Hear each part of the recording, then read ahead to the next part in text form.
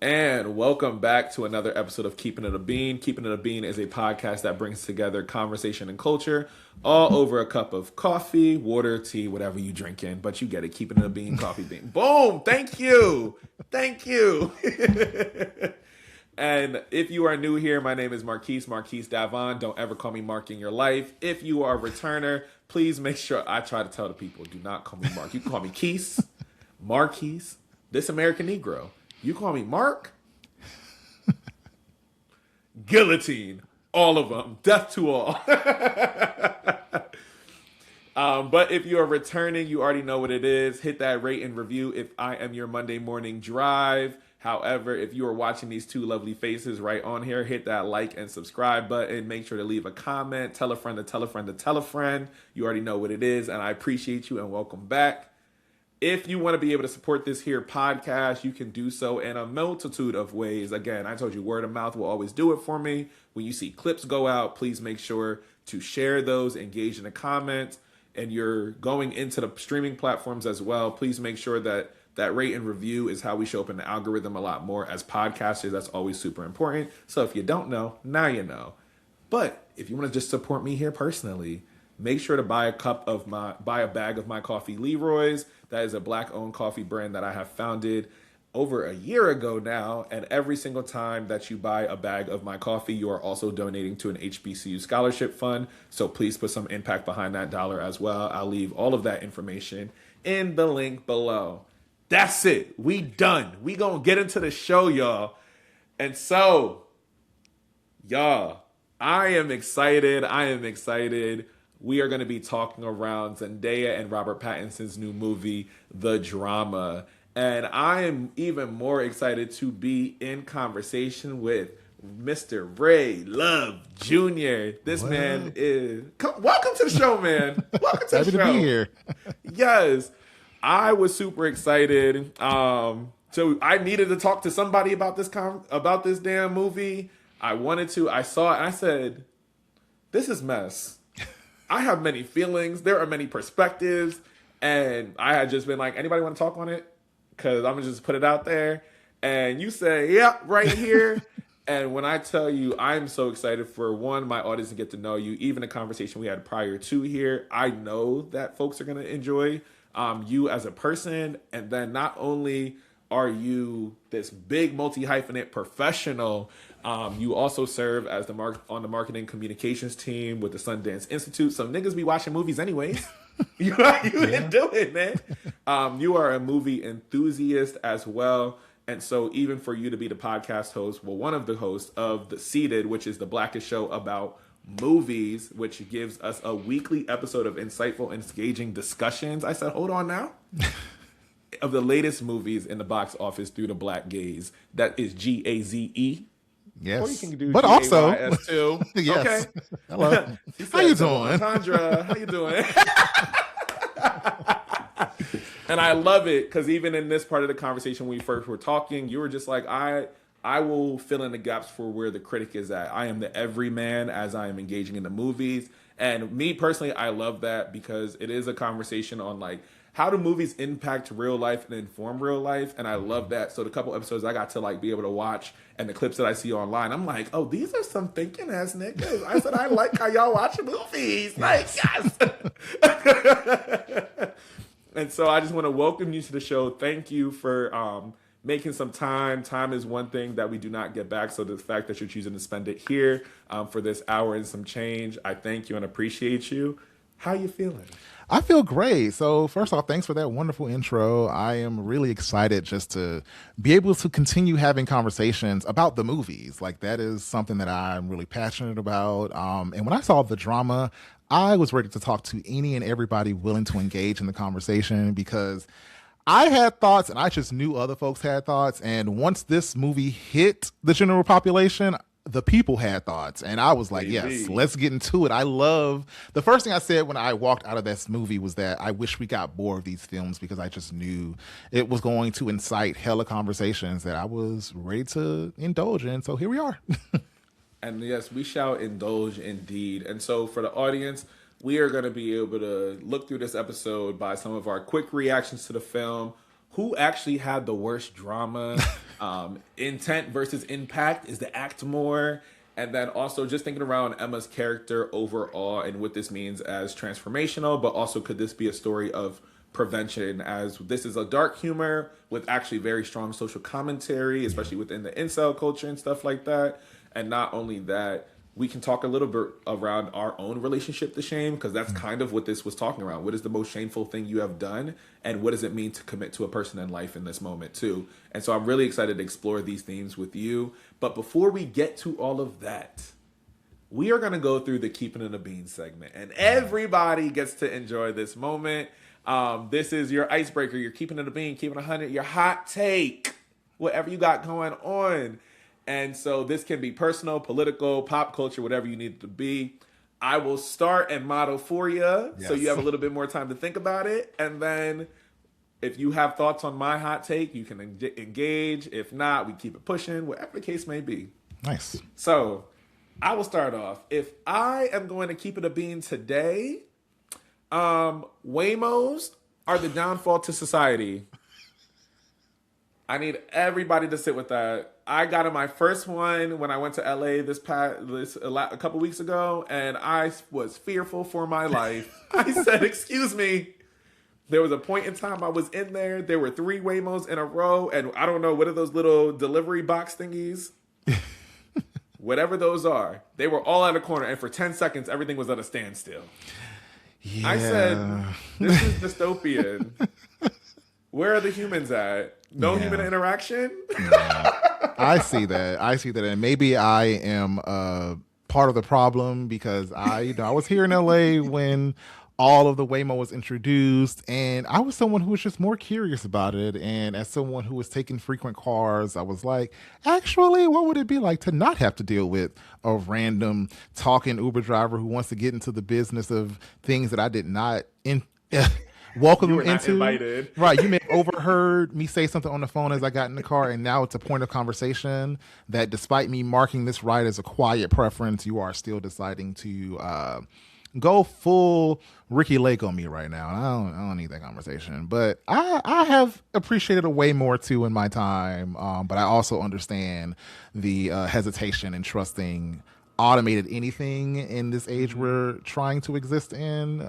Because, as we know, we've seen enough movies to understand what happens when this technology goes sentient, and you don't want to be the one in that Waymo when that thing go rogue. I'm telling you, in my mind, all I thought about, you know that movie the Obamas produced? It's like At the End of the World or whatever it was. Oh, yeah. And when all them cars lined up, I said, so if the satellite go down and all of it stop working and everybody's stuck in a Waymo and can't get out? Yeah. Yeah. Yeah. Real. I understand Truly it. and honestly. So I think just the over automation of convenience and life will then make us an even more isolated society at large. And so maybe I shouldn't have watched like Ex Machina a couple weeks ago either. And so I'm really in my sci-fi bag right now. But yes. Another great A24 film, if I do say so. Top tier. Yes. Top tier. And I got to say, A24 for me, I love that. I see A24 and Apple TV Plus as programs that Speak really on do it. allow... They really allow the creative to shine. I said, if I were to ever have to work for one of those studios and really do some really like impactful work, but also like some avant-garde stuff if I wanted to, or taking a chance to let something breathe, they're not engaging in late stage capitalism. They don't need to do the big blockbuster to then do a movie that they want to do. They just put it out because that's not the primary focus of their platform regardless. And so I think that for me has been really exciting.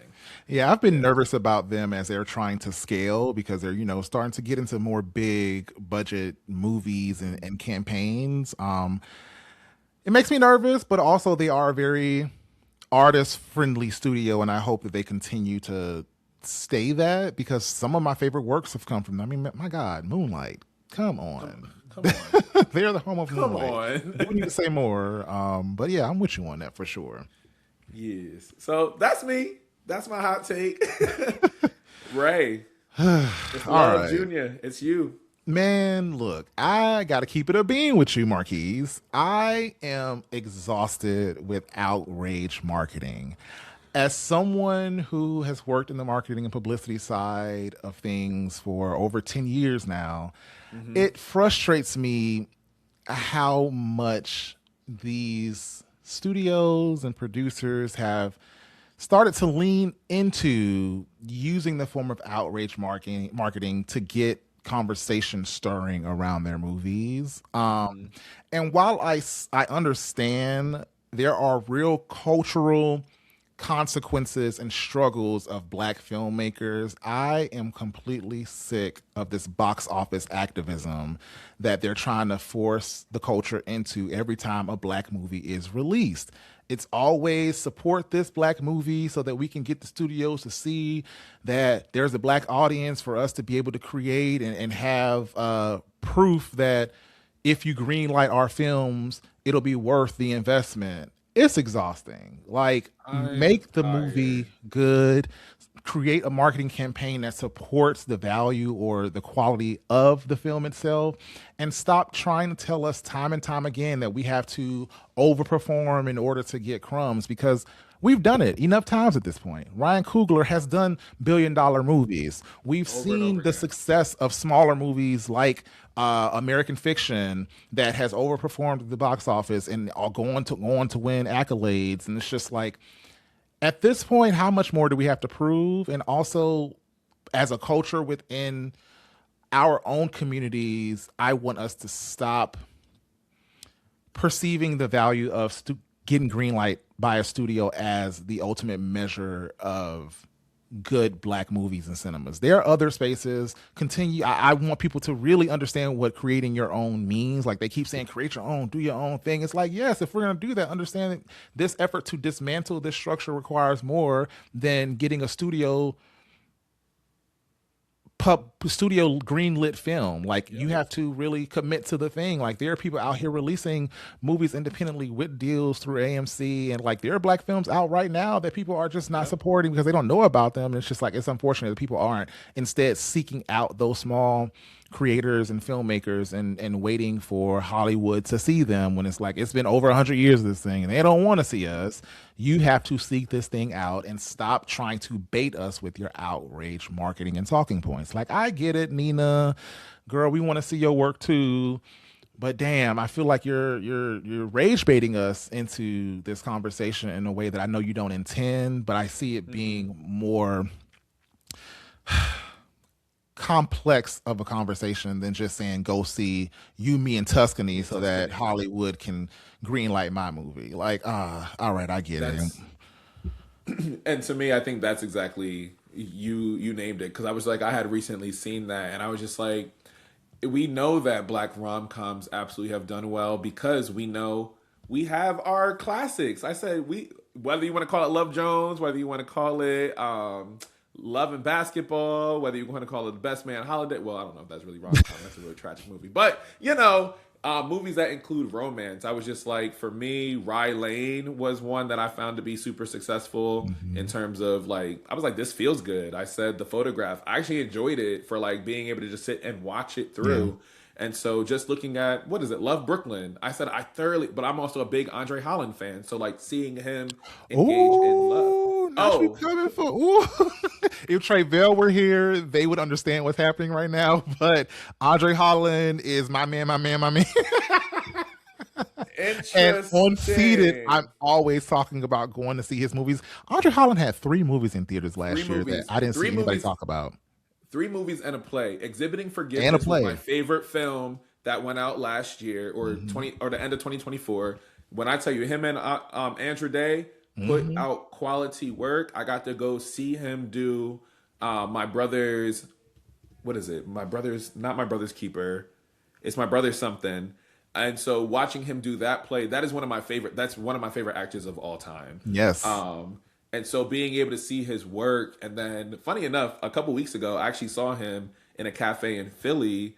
And so I just went up to him. I was just like, "Hey, I don't mean to interrupt your coffee, but I just want to let you know, like, exhibiting forgiveness healed something in me personally." And so like Hmm. that was like a movie that I'm gonna be doing some programming around, get some people from Black Men Heal and all of that, so we can all observe this movie together, but also kind of engage in like what does forgiveness look like, who is forgiveness for, and all of that. Hmm. But just Hmm. being able to give him his flowers, and so side tangent, but to bring it back to watching how folks need to feel like we need to rally behind a purpose rather than just saying, no, right now, black folks want to feel good. I Yeah. like the idea of people trying to do a little Barbenheimer situation and say, you, me, and the drama all in one weekend. Let's get some mess. Yeah. Let's get some feel good. I said, because this is what giving me Emily in Paris, but make it black. Yeah. Like, Bring back fun just for the sake of like enjoying the thing and engaging with the whimsy. thing. Yes, like make that your calling card. Like make that the thing. Just like bringing people to theaters. Like that's the whole point of Seated. Like the mission of Seated is to instigate the black movie going experience because I think we as a people we just love experiencing something together. Like that togetherness and Yes. community of it all is what makes the experience. And so give me something that makes it feel like it is appointment viewing, required viewing. Like I need to set this on my calendar and take me and my girls, me and the gaggle to The see this gaggle. this Come on. weekend.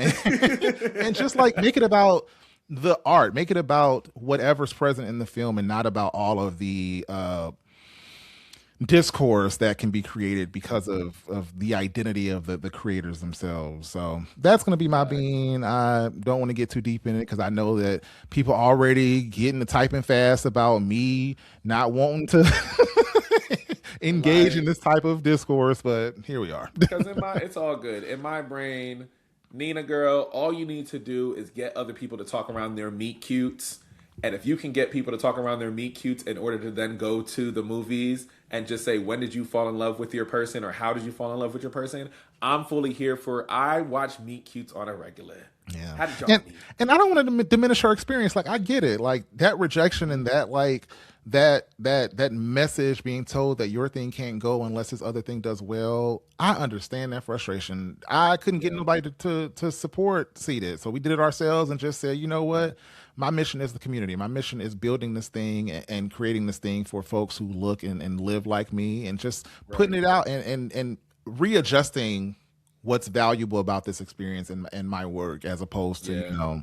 trying to force somebody else to see my value child because that's the cycle, that's the system. Like the more we allow them to force us to engage in that way, the more power they have to make us feel small, or make us feel Right. like we don't have the power to greenlight ourselves. So yeah, I'm off my high horse. Let's keep No, this I thing love being. it. We go okay. And if you are looking for other creators that you want to be able to enjoy, I also just subscribe to Natives, their Patreon as well, and so that's a Black queer web series that is coming out. And if you want to be able to support Black queer filmmakers and web series creators, please make sure you do that. Just Latasha is another person I love being able to support her work as well. So really, just really engage. So if you know any people, put them in the chat. You already know what it is, and all that good stuff. But yeah, no, thank you for that. Was such a good keeping it a bean. Like It's that's the a best I separate could do conversation off the all in dome. itself. Yeah, No, you and know. it's appreciated.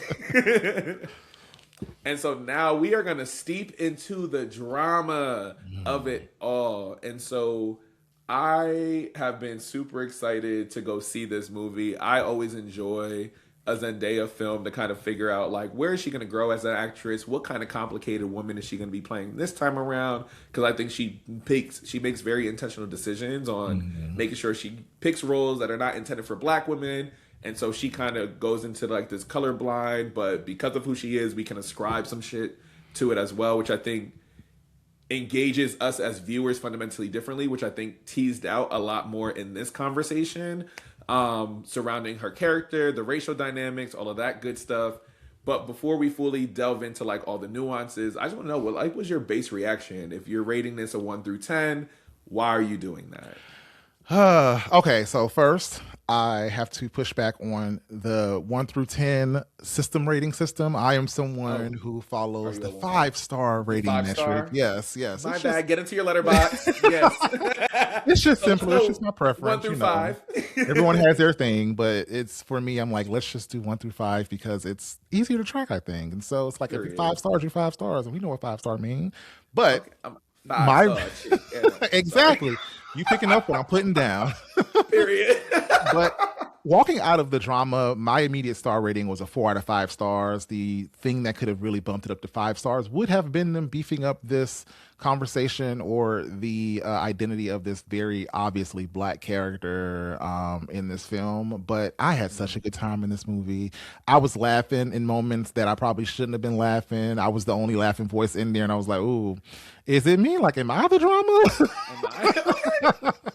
Because like the movie is it's funny when it's not meant to be, and also like a dark humor. Like even when I shared my immediate reaction to the film, and folks were like, "Are you? Is this really something you would recommend?" I was like, I recommend it, but I also have to recognize that this is dark humor that might not land on some people. But it's been Right. great to see everyone who's going out to see it actually be able to kind of grasp onto the style of comedy that is present in this film. So, yeah, that's where I'm at. 4 out of 5 stars. I am actually in the same boat. I gave it a 4 out of 5, so I'll just round it from my 8.5 out of 10. But I definitely gave it a 4 out of 5 for me. And it's actually for the same reasons, to be honest. I was like, I wish they would have invested a little bit more into her story a Yeah. little bit, because I think they were playing with some really decent elements. Um, and I think they also kind of just named it within it too. So I Yeah. appreciated that they were able to just be like, yeah, well, some women also engage in this thing, and being one of the few black girls type situation. Yeah.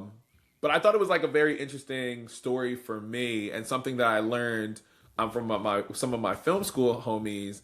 They were like, "Hey, this is actually like the direction of it and the cinematography is all based off of like Scandinavian Oh, art, and so based off of that, Scandinavian films and cinema really focus on dark humor to really just prove a point. And so based off of that inspiration, they were like, oh, well, here's a list of other Scandinavian films that you would be able to kind of associate and see how the direction, how they utilize dark humor to make social commentary. It's all very much so like through and through here. And so that gave me a new appreciation, because I'm just like, oh, the nerd in me is about to go watch all of these other films that were recommended. And so shout out to you, Ricky. Thank you. Um, but yeah, I was gonna say, and I actually really enjoyed the dynamic. I appreciated Zendaya's performance even more as it went on too. I had also realized, I was just like, I don't know, that scene in Euphoria, like Zendaya acting down, like yeah. that's a different beast. And so at first when I saw this, I said, all right, if she's just playing like the character that I know her to play as, like awkward, kinda, a little moody, a little brutish. But some of her acting choices this time around, I think, were very highly complimented with Robert Pattinson being her opposite too. So that Yeah. made me appreciate. I love the film even more as I sat with it longer, and that's Yeah. how I'm at. I'm like, it's definitely a grower. I think this is the time where I should reveal or share that I saw this movie 3 times during opening weekend. So I have really fully dug into this story in ways that, I don't typically do it with many films, but it was just that Yeah. intriguing of a story for me. And to the Zendaya point of it all, I was lured into this film because she was cast as the lead. And I was like, oh, this is a Zendaya film. Come to find Yep. out by the end of the movie, this story It's is really centered around around that the Robert man, Pattinson character, Charles. So, Charlie. yeah, yeah. I had to see it a few more times to really look at it from different perspectives for that point to Yeah. understand kind of like what the filmmaker was trying to say, Mhm. while trying not to assign what I wanted him to say throughout my experience. So, yeah. Oh, thank you for naming that, because I think as a viewer we kind of go in with that too, of like, oh, if we know who the big names are, and in my mind I'm like, they're both big names, but I know we kind of lead with Zendaya because of the year that she's ultimately been having, and her being much more in the public imagination more than Robert Pattinson has been recently. Um, but I love that too. And I said, before we even get into it, then based on each of your views of the film, did you gain something new from it each time you've watched it? And like, what were some of those things, like your first watch to your last watch? Like, what was that journey like for you? So my first watch, I pretty much went in blind. I couldn't tell you what the drama was going to be about walking in. I'm someone who actively avoids trailers because trailers have just gotten so terrible over the years to the point where they give away. If you are a frequent movie watcher as I am, it's really easy to decipher a lot of the plot points and twists from trailers these days because they've just been so bad. Yeah, they So reveal everything. I had actually watched the teaser trailer for this. So the one trailer I usually typically do watch as someone who works in the marketing side of film or has worked in the marketing side of film is the teaser trailer is typically like the first trailer that's put out by a studio just to kind of like wet the palate of what the film is about. It's typically a bit more broad strokes about the film. And their teaser trailer for this was so good in retrospect because it hinges on the scene with the photographer that I'm sure we'll get into later. Love Um, her. yes, Top and tier performance. so exactly. So I could not really tell what this movie was about going in, and so I was blind. I was like, all right, I'm gonna watch this movie because I'm here for Zendaya, and so I watched it through that lens, just like looking at or watching the film through the perspective of the Emma character played by Zendaya. And then once we got to certain points, I was like, oh yeah, this is not Zendaya's film. Like she's not the protagonist in this movie, which is why I had to see it a second time, watching it through the POV of the Charlie character, who was Yeah. the ultimate protagonist in this film. And so that was my second viewing. And my third viewing, I took my little sister, who's 10 years my junior. She's 28. And, you know, more with squarely within Zendaya's peer group and target audience. Like she's the one who watched Zendaya when she was like on the Disney Channel show or Shake it up. whatever. Yeah. And so I was really curious about how it landed on her peer group of folks and seeing if she responded the same way I was responding as like a millennial or an older millennial. She's technically a Yeah. millennial, but just like in there, but she's like Gen Z really. Anyway, She's a cusp. Yep. yeah. And it landed on her too. So I was really watching it kind of through that lens or that experience with her. And so all three different experiences were really helping me to have a fuller picture of what Yeah. this movie can do for the culture, at least the culture that I'm interested in. So yeah. Yeah. No, I thank you for like naming that third piece too, because I went in last week with my mentee, and so our thing is to go watch a movie once a month together type situation and just talk around it. And so even after they're trying to clean up the theater, we're enthralled in conversation. That's me. Yep. Yeah.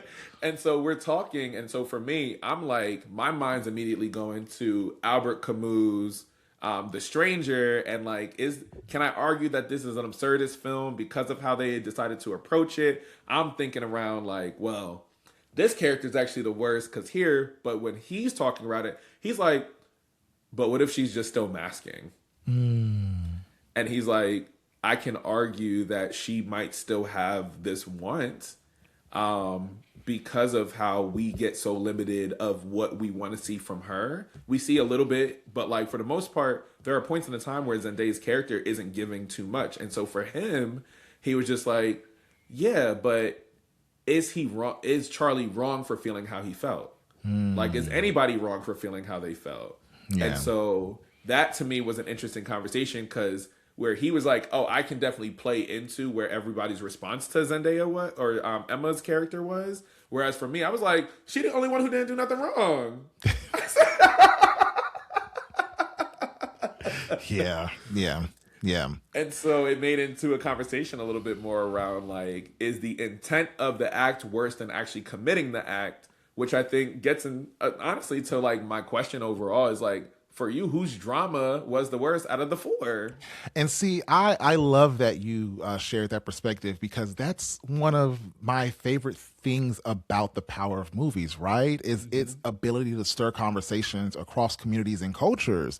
We Yep. all watch the same story on screen, but we walk away with different perspectives based on our own lived experiences. And it's like you can't expect folks to come to art or experience art without it filtering through their personal trauma, their personal preferences, their lens on things. That's why, like, even when it comes, you know, I work in media. When it comes to conversation around media being unbiased, it's like, yeah, right, but still, someone is making a decision here, and that decision is being filtered through some sort of experience. And so, even the idea of trying to make something unbiased creates a binary saying that this is a biased perspective in itself, becoming inherently biased. So it's so important, I think, for folks to remember that this is the point of movies. Like people are quick to condemn a thing and like try to ridicule a person or shame them for how they present a thing. But we have to remember, like, all right, this is a piece of art that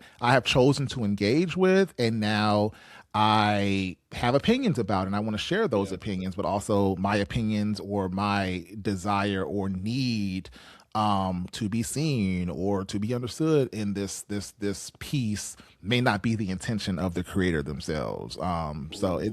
it's a lot to wrestle with, and this is the point of our podcast Seated. Like, we Uh, try to unpack all of these complex and nuanced feelings with movies through our black gaze.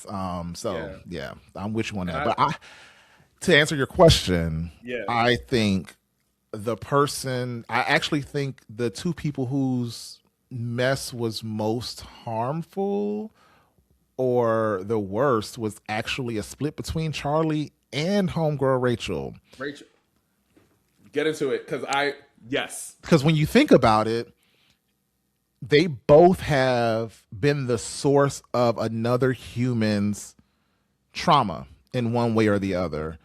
Rachel's ass went and locked this boy in a closet overnight, who also Differently abled is, on top of that. yes, who's also, they describe as slow, which is child.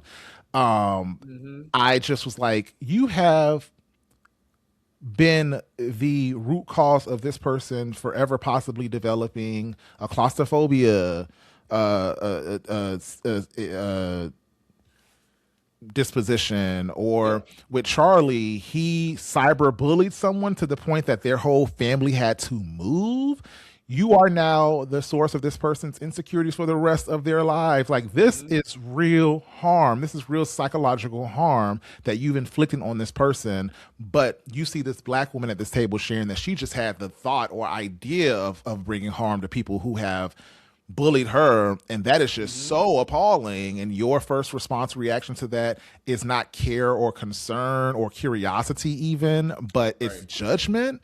And this is a person that you claim to be in deep relationship with, to the point of you marrying her and being her maid of honor. I was like, and also what I think people missed, which I thought was the smart writing and directing decision, is how they revealed each of their worst thing. Because with Rachel essentially being the person or the source to bring this conversation to the table, and then forcing her black husband to share his thing, and then not wanting to share her thing, and then being forced to share her thing set the bar for Yep. where or what the worst thing could be. And then her reaction is essentially the thing that incited Charlie to even think that Emma's thing was so bad. Like, because his initial reaction to her reveal was not as deep It wasn't as it that deep became, but it wasn't until until he Rachel looked. pressed. Right, it wasn't until Rachel pressed, and everybody else's reaction became magnified. And even when he shared his thing, he was like, he was 14 when he did it, and they were quick to defend him. His best friend and Rachel were quick to defend him. We should also say the best friend is a black man married to a white woman, played by Mamadou Ache.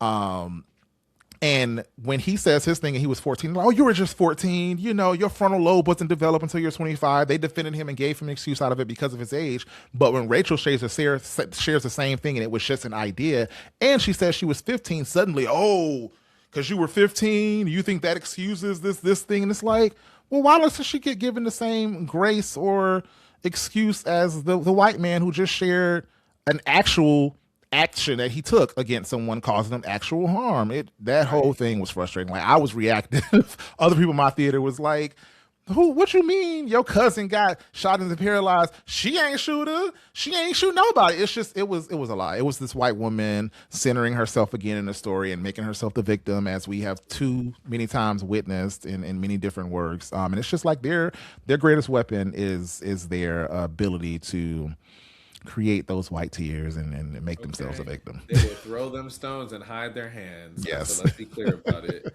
And that's so funny because I agree that both Charlie and Rachel are actually the biggest villains of the entire film. Rachel serving as the incited incident in terms of everything that's going on here. I said, girl, you started this. But what was even more interesting to me is I said, I don't even know if I trust you as a narrator either. Did they actually find the boy? Right. I don't know if I believe you. I'm going to be honest. Because I said, You sat there and lied in their face, even when they came and questioned. Right. You actually have no idea, but you heard his screams. You heard him hitting at the door. This is just hitting me, but this is so. There's a through line to Emmett Till that is just right there. Right, right there, But right there. child. But I think she is, to me, I said, I know I had a visceral reaction. I said, I've worked with a couple Rachels, but you are the one who can absolutely tell a story and you will think that you will be cleansed of your sins later on because you need to get it out so bad. Yeah. I said, this is what happens when when you try to center yourself and be like, oh no, well, I had a cousin. I said, girl, you wasn't even close to that cousin. Come to find out. She said, she's family. Right. I said, come on. But then I think where, to me, it's interesting because I would also argue the thing that I was annoyed with when it came to Charlie's character is that he was so reluctant and could not find himself doing a bad thing or a shameful act. Like, even it felt like he tried to pull that one out his ass, which made it seem like, because as soon as, remember, the words that they used was like, oh, you're disqualified, Emma, go. Like, we want to know more about you. Because do white men ever see anything they do as bad or harmful or He was just worse? a boy. Right. He's He just was a one of the boy. He's just a boys. kid. Yeah. It's a grown ass man. Like, and I told you off camera. I said when I go up to support over at the youth prison, I'm like, these are young These are boys, actual 13, boys. 14, Yeah. who are getting tried as grown adults. I said, fundament. I don't want to hear that. Yeah. And so even for me, I think Charlie's character was even more frustrating, is because he himself acted as if he never committed something of harm. And I think for him, the entire moment of recognition that I think as a through line when we get to his character towards the end as it relates to Misha, I said, and now you've committed your act. Here's the worst thing you could have done. For Don't even multiple get me reasons. into Misha, child. Oh, because Misha and Rachel, they were sisters. Okay, they are sisters. Like, And we should say we'll that get to. Misha, for the folks listening, Misha is Charlie's coworker. She's a character who Charlie essentially commits. I don't want. Are we giving away the movie? I mean, we already talked about some spoilers, but We're is going to this a talk about some spoilers. I'm assuming I will put at the top for the people, spoiler alert. We are going to actually just talk about the film in itself. yeah? Yeah, so go ahead. As he's having his weak white man moment, somehow he's driven to kiss this woman and then proceed to possibly try to engage in office coitus with her, but they stop before they go too far. Office coitus is crazy, but yes, I love that. Getting her the reaction to the same thing that if she found out her boyfriend had planned the thing when he was 15 is to call the police. These white women love calling the police. Like, why is that your default? And even Charlie was like, that's a bit extreme for something that she didn't do, and it was also like 15 years ago. She's like, yeah, well, he's a psychopath. He could probably kill me. It's like, so you're gonna call the police to indict somebody for what they could possibly do or what you think they could do based on a thought they had 15 years ago? White women love weaponizing the system, don't they? They will be so quick to weaponize and say, yeah, you better drink that too. Okay, a word. But even in their weaponizing system, I think I want to even just take it into Charlie a little bit now too, because as his character is going through this, we see his unravel day after day after day after day. And something that I'm thinking around is the inability to kind of recognize when you yourself have been a villain of somebody else's story. We have all been there. We are humans. We are fickle. We fuck up, Yeah. right? And so in that, I thought something was even interesting to follow up that conversation was then how he engaged with judgment himself when they saw their DJ doing some coke across the way or heroin, whatever they thought it was they were seeing across the way. Again, he's the one who pointed out the behavior. And so I think even for him, he was able, because I go back to how he told his story and how it was so quickly disqualified. And he was like, oh no, like I really can't think of anything. No, I don't think I've ever done anything like too crazy, blah, blah, blah, blah.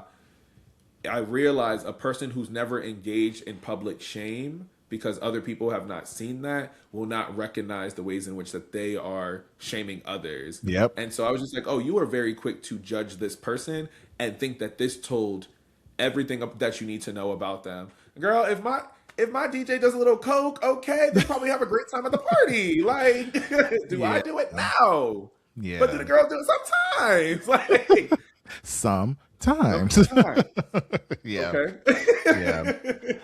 I think for me, one of the things I was trying to like sort through with this movie and like the genre of it all, Mhm. we when you're trying to when I was trying to think about what the genre of this is, I was like, this is a psychological thriller, kind of a little bit of a horror up in there. They got some horror elements. Yes, there's a jump scare in this movie that I was not Yes. expecting. It was like, ooh.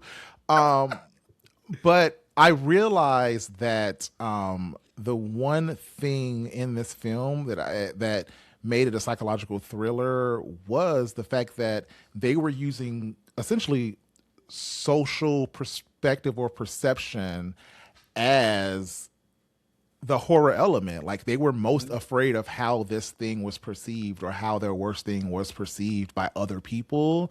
Right. So much so that it was just like he felt the need to argue or make up argument points to justify her mental state at the time when he's talking to the Yeah. two of them. And it's just like, oh, y'all are just scared of being judged. Like you're scared Yeah. of how this looks to the people who are closest to you or society. And that is what makes it a horror thriller in Yeah. itself. And I love that. I love that. I love that a lot because even like the ever presence of violence throughout the entire thing, like even the poster alone going like this and going like this.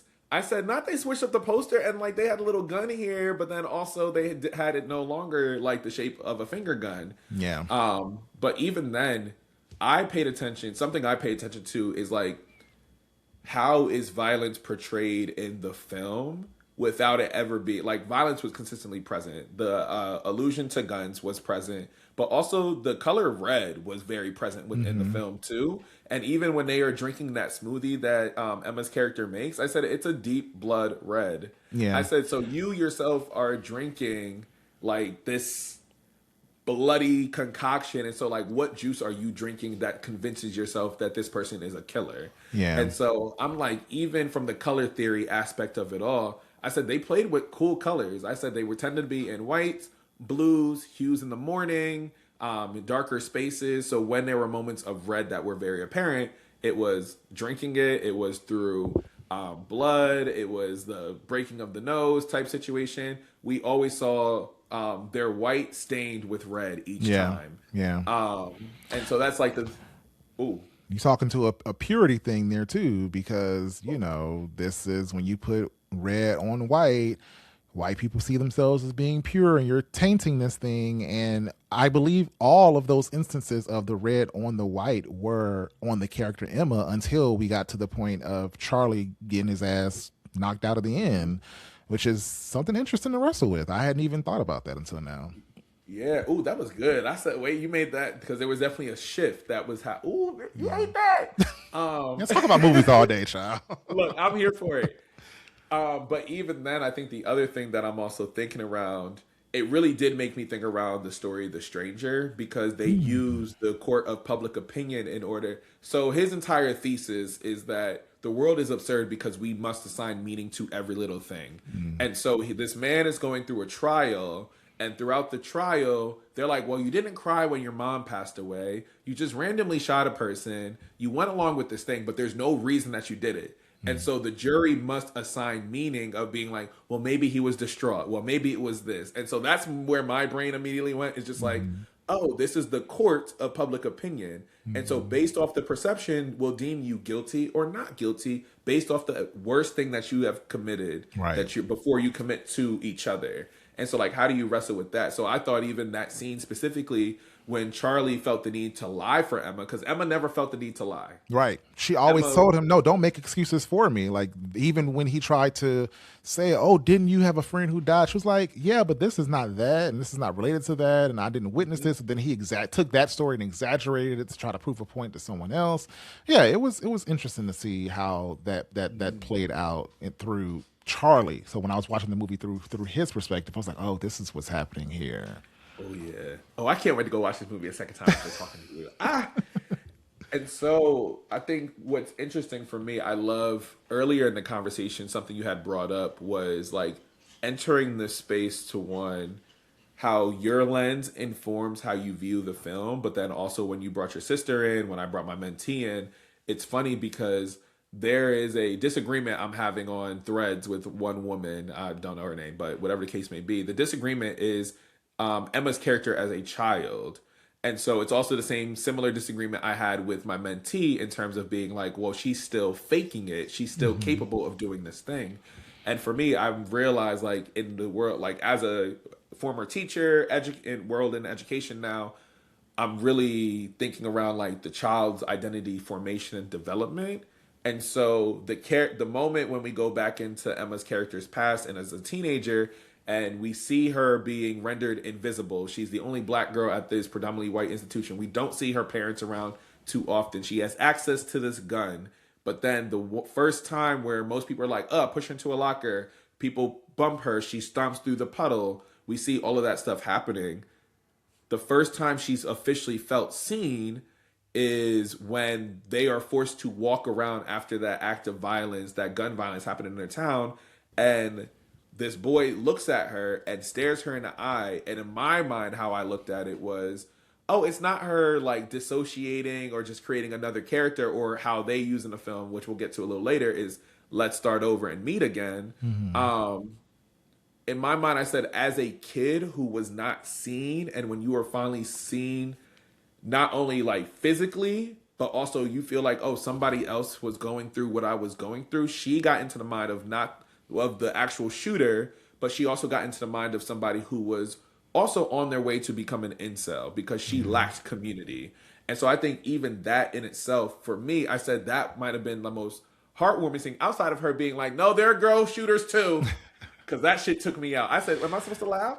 And then I said, giving because us that the was funny. actual case study of, I was like, "Ooh, you really are deep in it." But Because I what sat there, I said, girl, how you know that? right, what I found really I guess warming was that the thing that caused her to I guess come to her senses was her finding community, and the Mhm. source of her even wanting to do this was feeling like she didn't belong or have a place where she belonged. And the moment she was seen, it was like, oh, you can be the face of this. It was like, oh, these are people who see me. I feel seen. I have a place. I have a Mhm. community.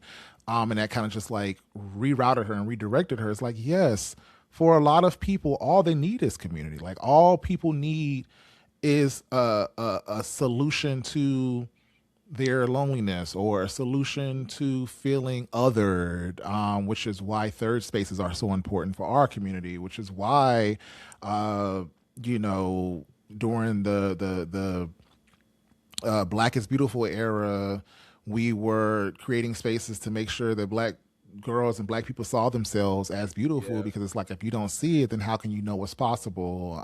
And And that that's was to needed for me young people. Yeah. exactly, especially 15, 14, 15. They're the most impressionable. Like judging Truly. somebody for what they did when they're 14 and 15 is crazy. There are things I did when I was 21, 25 that I'd be like, Lord, please don't let people judge me for this because I am in a That's her. different Well, space. yes. Growth. Like Like allow that's me grace to grow. no, I think that is so important. And I think it's actually funny because based off some of the reactions, to me, it's kind of concerning if I'm gonna be honest, if I'm thinking around like the reactions to teenage Emma's character and also adult Emma's character is Hmm. because there's almost a recognition that people don't want people to change. Hmm. Because if I can condemn you for the worst thing, then I can get you before other people get me. And Yeah. that's something I thought was particularly interesting is like it made me wonder. I was like, people really don't care about kids because working in classrooms, working in schools, I see kids who are isolated. So I make it a part of my practice to bring them in community in different ways. But I also show them the low key, like little low levels of shame. And Yeah. so like my students, one thing about me, two things to be certain. I'm clumsy. My spatial awareness be off. I should probably go get that checked. But I bump into things all the time. But my students are like, Mr. Richards, why are you always so clumsy? Like, Mr. Marquise, why you do that? Like, Yeah. but for me, I realized like I have small instances of shame and embarrassment. Embarrassment is a very manageable form of shame, Hmm. right? Well, it should be. And so for me, I'm just like, oh, if I just like walk through my little moments of embarrassment, it actually allows other kids to know, like, you don't have to be this picture perfect person all the time. And so that's something I thought around as it relates to us as adults looking at children and just being like, oh no, they're the worst person in the world. This is what happens when we go, what's wrong with you versus what happened to you. Yeah. And that's the entire crux of the story is like, y'all hoes not trauma informed. Like, what are we talking about? And that to me is interesting. So like how anyways, I talked a lot, but that's I mean, but that's I'm not real. That's real. yeah. That's one of the things that like I really wish that the Emma character was a bit more filled out is because that point of grace and being judged for that one thing, I think if you were to try to look at the things that were left unsaid in this, what they're trying to show us is that the reason why Emma is able to be as graceful with people with Charlie and we see her allowing him to have a second chance of the first impression is because she is someone who has once before known what it was like to not be given that grace. And I'm like more It was curious about, discarded. yes, and I'm more curious about like how she got to that place in adulthood. There's such a big gap there where I was like, I'm really more curious about this character's psychology and like where they are as an adult. But we got to see a lot of these interstitials play out in what I believe was a very Degrassi coded Get, get into it. Get into it. I youth. said Yes. So this was like Degrassi. Like this is Louisiana. This was like I we in said Canada. Jay. Right. And then in Degrassi there was a school shooting. Jimmy got, Yes. there was Jimmy. yeah, it was a whole thing. But yeah, I'm definitely there with you on that. And I really would have liked to see more of the Emma adult character play out as opposed to being so restrained in her reactions to Yeah. things that were happening around her and in reaction to her. No, I'm fully with you on that. And then I think like the last part that I really want to get into is honestly the wedding in itself. Like The um mess. the mess, the Yes. actual drama of it all. Yes. And really just in this, I love so many things that so many elements that happened in this scene because I think we get to see a lot more of the psychology of Charlie's character. But I love like the parallel action that's happening of, oh, if we find out about is Rachel talking about me? So Zendaya's overhearing in a bathroom, and this is where they start to play up the anxiety a lot Yeah. more. Oh, what are they talking around? And also playing into like she's hearing impaired in one of her ears. So even like the things that she hears, is she also reliable in what she is actually hearing in this moment in time? To Yeah. then see the domino effect happen where Misha, she wants to have a separate conversation with Misha, and Misha's just like, it's not, I said, girl, stand up, like And use her words. this is when I say this movie is a horror. We're in at the wedding. We're in the house of horror. Like we're Yeah. seeing how the social perception is being used as a plot device that has driven the protagonist mad because now he's in this one space with everything that he's most fearful of coming to light. He's been exposed for kissing Misha. He's being exposed for telling somebody else outside of who already knew about Emma's worst thing about the thing, and it's just everything leaked out until we ultimately got the thunderclap of what took place with the headbutt. It was like, and then headbutt. I was like, this is really the widest thing y'all could have done. I'm like, you don't be headbutting nobody, Like headbutt, and then they right? said, my one boy pointed out, he goes, how you headbutt him out of his shoes for the wedding? Hello. Like, what are we doing? Like, Blake really had some strength in him. Yeah. But also, we should note that this whole film takes place in Boston, which, Yeah. when I think Boston, I think this is definitely a white ass city. It's white Like, yeah. through and through. Yeah. I said, So I was just like, the fact that we're putting this black face in a white space and not contending with her blackness in any way, I was like, for a point there, I was like, is she supposed to be passing for a white woman? I thought it was giving J Lo and enough. Like you My were a God, TV yeah. Italian girl. But we But ultimately the with introduction of the the flashbacks, yeah, it was like, oh, she's a black girl, and then the dad, and oh my God, that jump scare wait, during the dad speech, my God, took Yo, me can we out. talk about it though? It That took was the me one out. moment that I laughed so much and so long that I felt embarrassed for laughing so much because I was the only person who was so loudly continuing to laugh. And I was mostly laughing at the fact that the white girl got so spooked by this sound because she was really scared. She was like, "Ooh, it's too many niggas in here. They might have a gun and it might be coming." The shit was hilarious to me in that moment. Oh my Can I god. tell you the other part that gave me so much levity is when I said there had to be a black writer, particularly in this scene, because when Rachel stood up to give her fuck ass speech, and the dad said, Not just the when he, dad. oh when he, You'll see in the background, I think like behind Emma, there's like an older black woman back there and an older black man, and they also have like reactions to like, what is she talking about? Like, what's happening?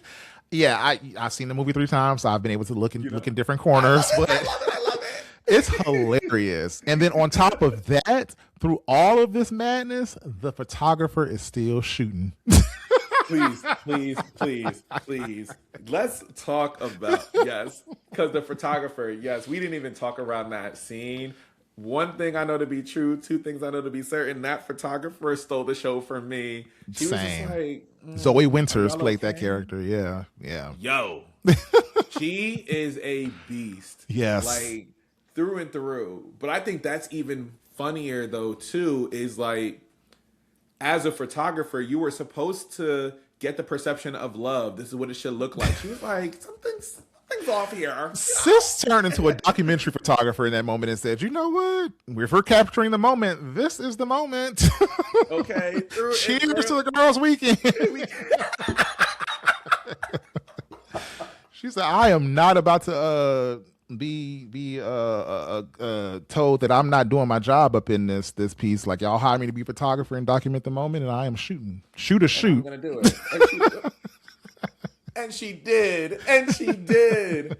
Oh my gosh. That really took me out because that really hammered though the entire theme of just like what happens if your worst shame is put on public display. Yeah. And for your worst shame to be documented in photos, that to me is such a like a nutshell and such like a full circle moment on like, oh, we all have dealt with this moment internally of like, oh, I'm You know whose analysis I'm really curious about on this film?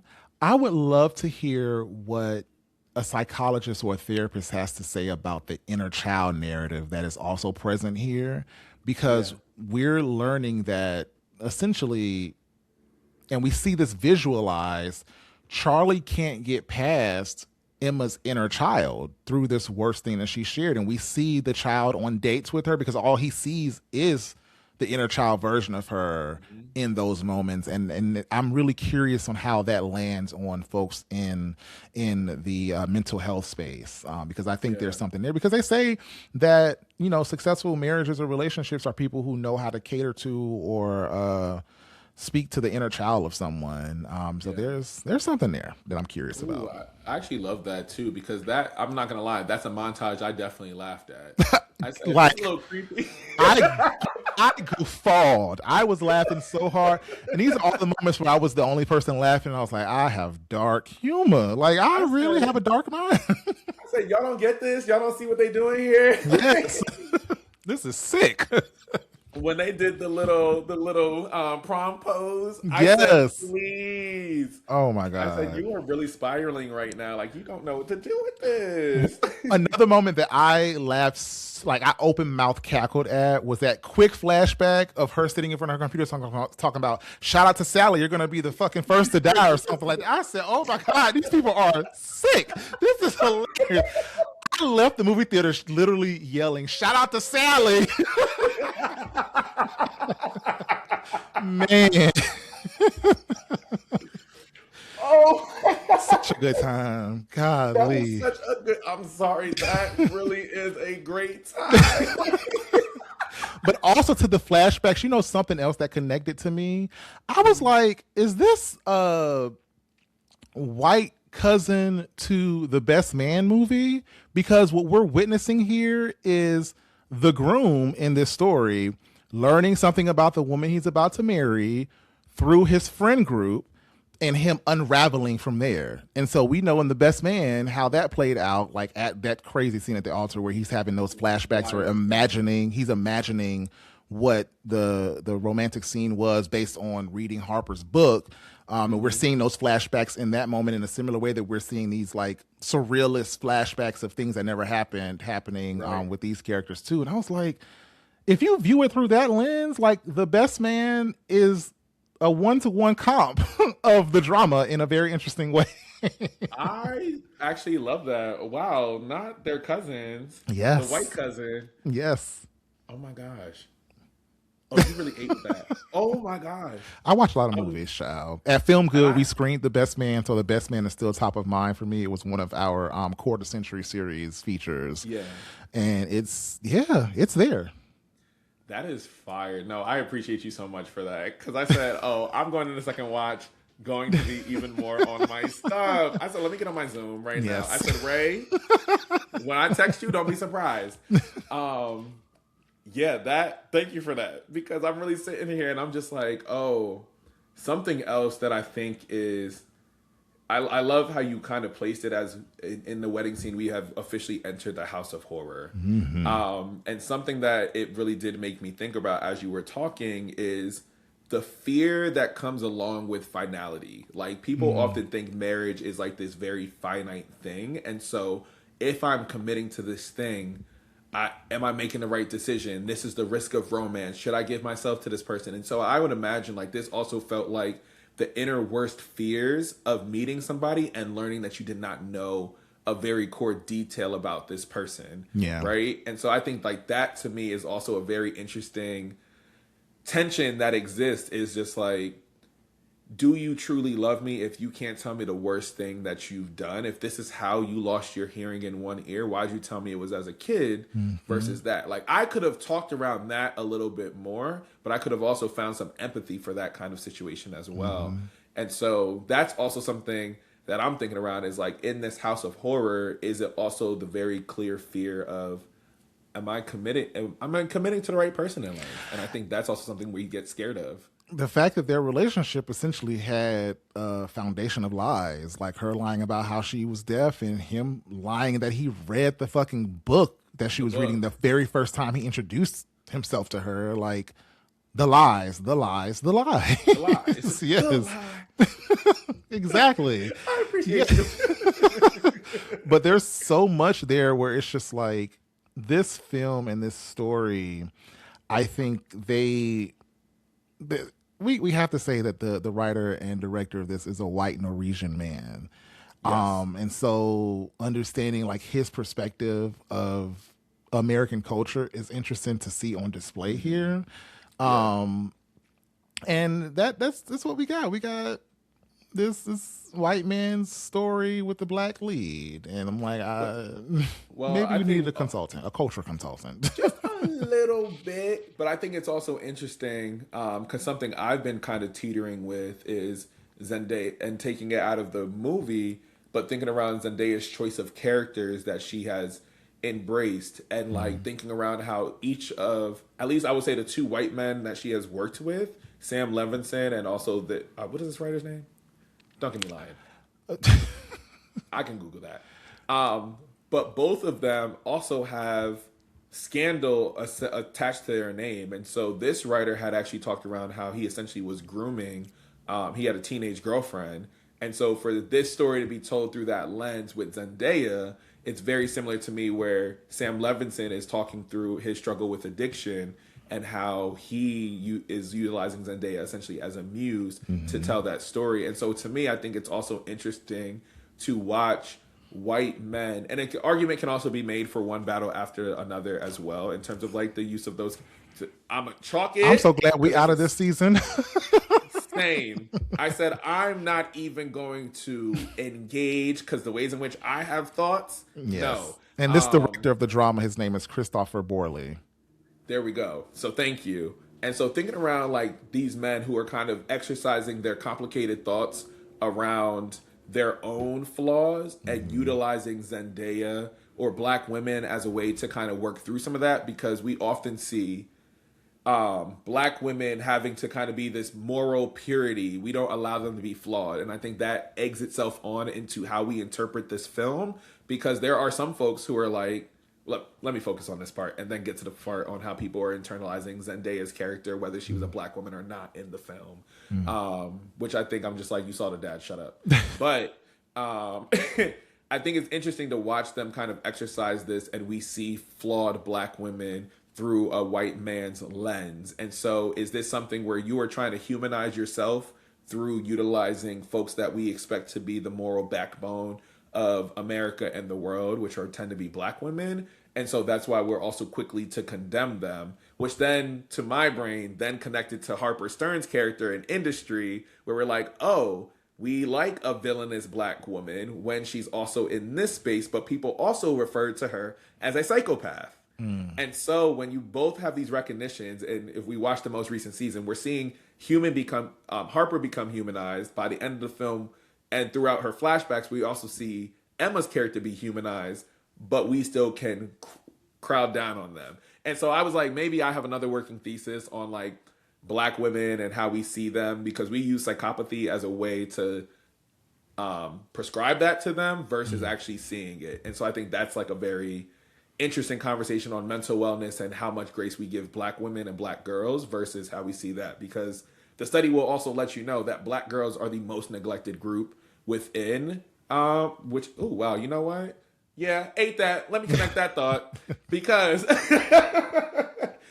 black girls are more disciplined within the school system, so they're experiencing higher expulsion rates, disciplinary rates. They see them as bad, have attitudes. Black girls who tend to advocate for themselves or do something wrong will experience a much more harsh sentence, which I think plays out when we're at the table and we see a white woman, a black man, a white man, a black girl, black woman also experience all of these things at one time. And so we're actually seeing a manifestation of what happens in schools happen in real time. And then when we think around it at large, black women are not able to be flawed or have mental health concerns without making it seem like you are the worst of the earth. Oh wow! You ate that. This is why critical thinking is important. This is why. I love my liberal arts degree. Okay. Yeah, that's a lot to chew on, and I think. I think that when we get movies like this, I really want or encourage people to understand all of these different dynamics at play for what we're seeing on screen. Because, like, there were some moments in the movie where I was like, what is this director trying to put in the subtext of things? Because when they're in the classroom doing a flashback scene, I noticed there's something written on the board. There's a quote. What was the quote? Oh man, it's like brevity. I think it's like is it a Shakespeare quote or something? Brevity is the soul of wit, I think is what it said. And I'm like, was this the filmmaker trying to put something in there to show us that, he's keeping it brief and not expounding on things because of him trying to be witty or something? I don't know. But like, I look at all of those small cues and try to like interpret those as I'm watching things, because every image we see is intentional. Yes, and that's what I was also paying attention to. Like for me, that's why like even down to like what colors they're wearing, and oftentimes when we see opposing colors, this means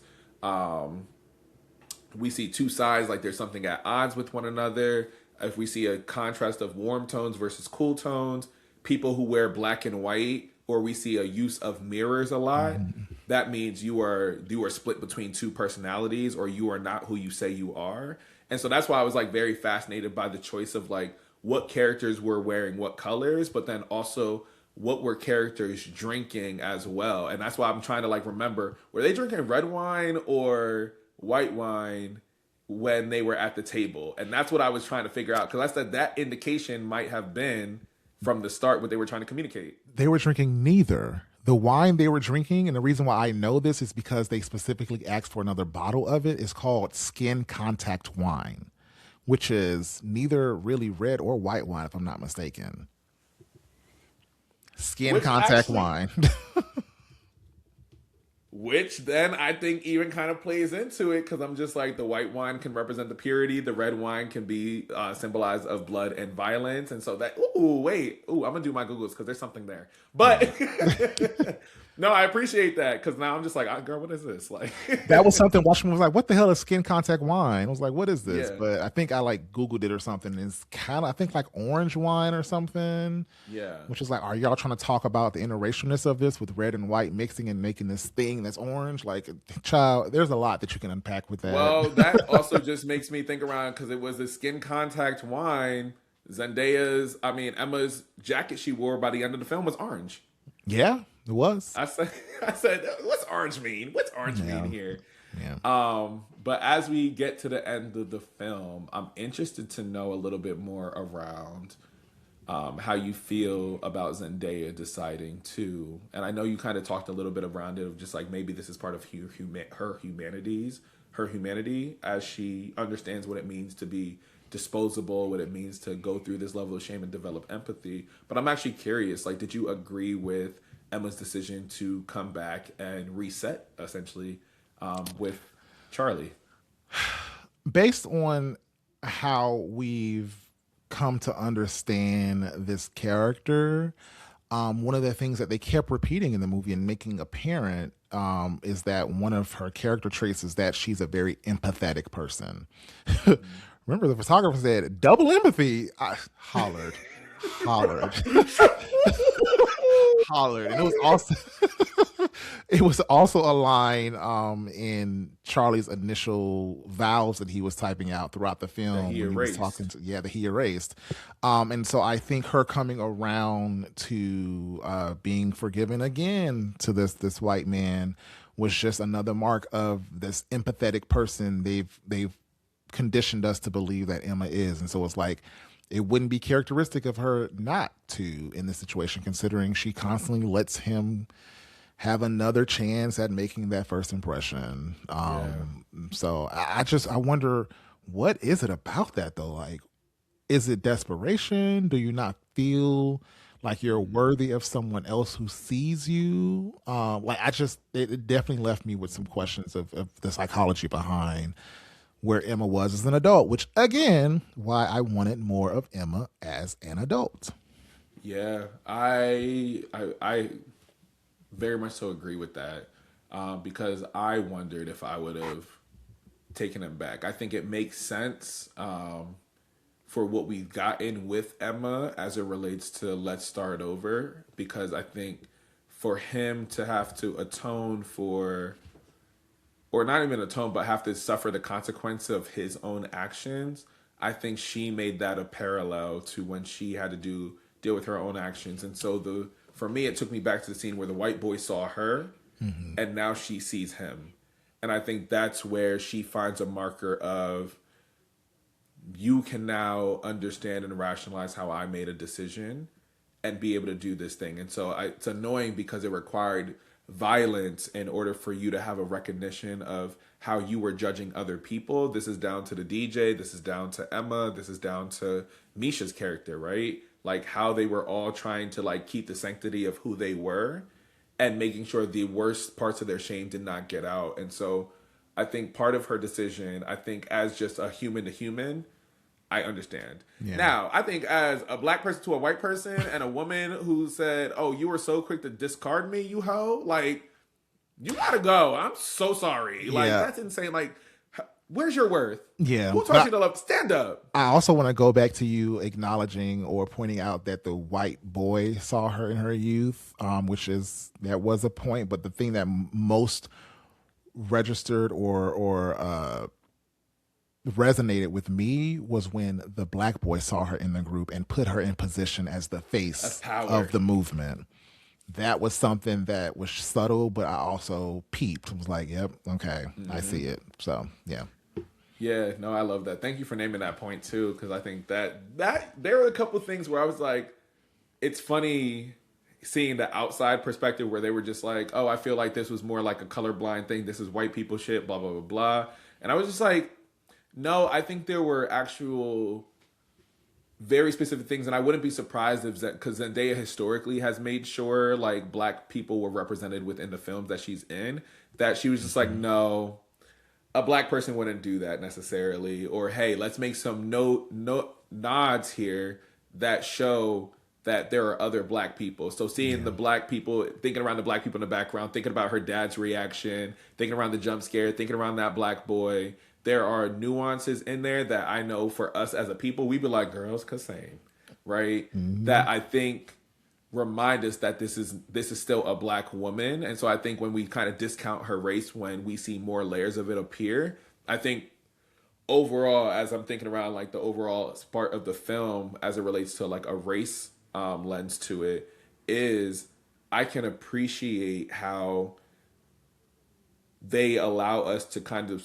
subscribe our own thoughts to it as well. And so I think that's also part of it, of like leaving it, or whatever that Shakespeare quote was, kind of allowing us to kind of get into it, because I think that's what's driving conversation. I think that's what drives perspective. And it's something I've always wrestled with as a dramaturg, is like, how much do I actually give and spoon feed to the audience, which I think is the problem of cinema and TV shows right now, is like, I don't need to spoon feed this thing.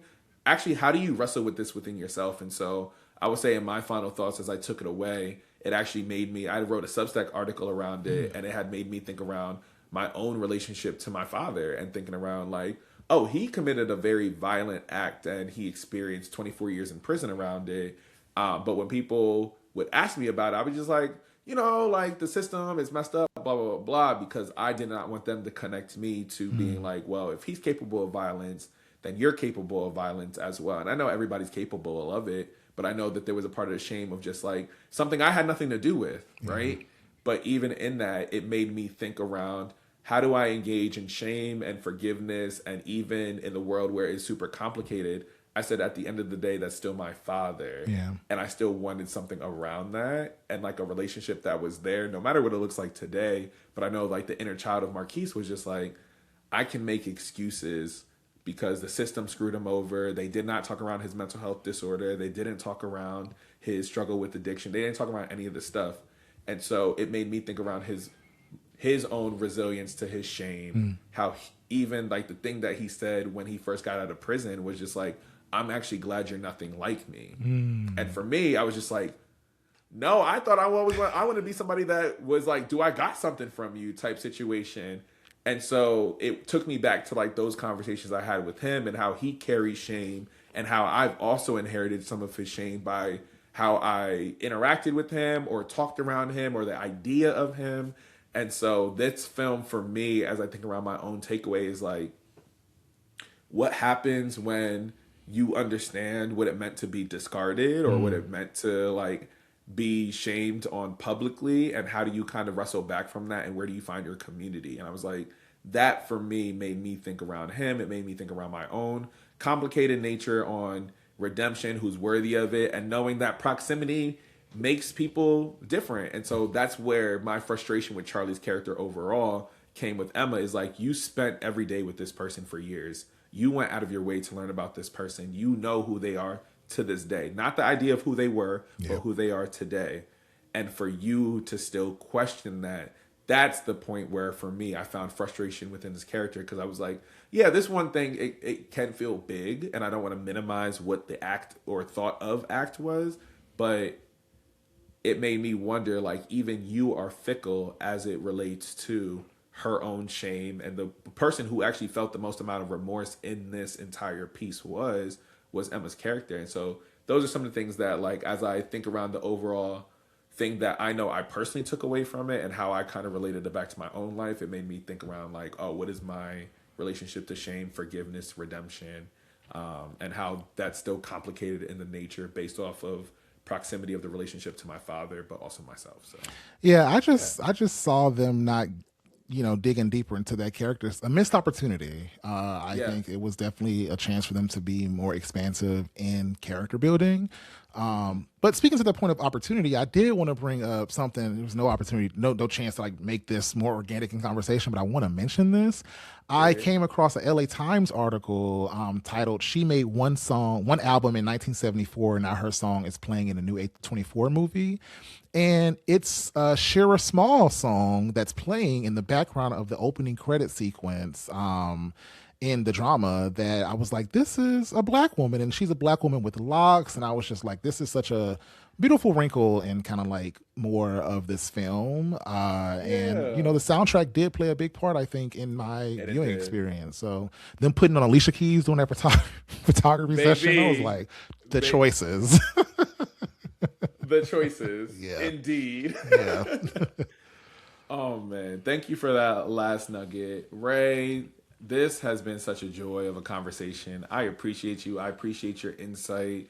I was able to learn something new in this conversation, but also, if this is any indication of what people can get on Seated, your podcast, please make sure that you are going to like listen and view this show, support this show. I really, really do appreciate folks who are able to really connect pop culture to your personal life and how this can extend to a further politic. I think it's one of the most genius ways of teaching people, because it's not like so preachy that it's Yeah. like, no, well, what's your perspective, blah blah blah blah. And so I love, love, love what you're doing. I told you I am a fan of you. I am excited to just engage in more conversation with you, and so thank you for this. You got parting words, and also let the people know where they can find you and how to support you. Yeah, thank you again just for having me and creating the space for people to unpack complicated thoughts. Especially coming from like the spaces we operate in, they're often not as friendly to opinions. Yeah. And that's where people can find me, is sharing my opinions about movies and my experience as a black person viewing these stories over at Seated Show. It's easiest way to find us is seatedshow.com. That's SEATEDSHOW.com. And you can find all of our episodes there. We're on Instagram, we're on Threads at Seated Show. And I'm just Ray Love Jr. and we hope to see you at the movie soon. You have to come and join us for a conversation or two. I love how you really think critically about a movie. Like, these are 2 hours we take out of our day for enjoyment or just to shift perspective on a topic and learn something new about how people think about us and themselves. And that's the joy of movies. It's a great space to create conversations, and the fact that you're willing to engage in these conversations, I love it. Like, this is my type of time, and so I'm happy to be here Come and on. enjoying the conversation. Look, you officially a friend of the show. You are more than welcome to come back. We got reoccurring people, Yes. cast members all the time. So whenever you're ready, if there's another film we just want to sit down and break down together, I don't mind. I don't Yes.